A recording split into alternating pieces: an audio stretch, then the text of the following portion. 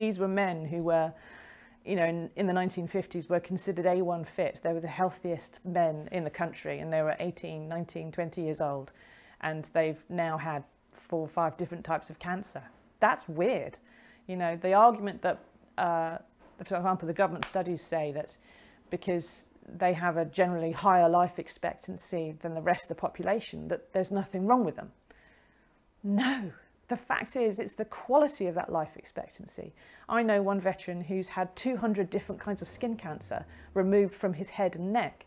He has had decades in and out of hospital. Now, in the government studies, he will count as one veteran with one cancer, and he isn't. He has had the kind of cancer that when Hugh Jackman gets a little basal cell carcinoma on his nose, it goes on Instagram, makes headlines around the world. This guy's had 200 cut off his head. There are women who've had multiple, 10, a dozen miscarriages, and they're not at early stages, all of them, and those women have still cried on my shoulder when I ask them about them, when they're in their 70s and 80s. This is grief and trauma and pain and a changed life experience from what it ought to have been for thousands and thousands of people. And it's been going on too long. It needs to be sorted. There needs to be an inquiry. There needs to be those archives released.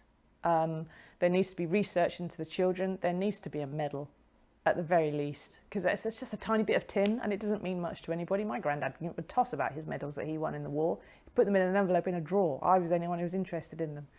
But they deserve to have something to hold in their hand, and they deserve to get it from the Queen.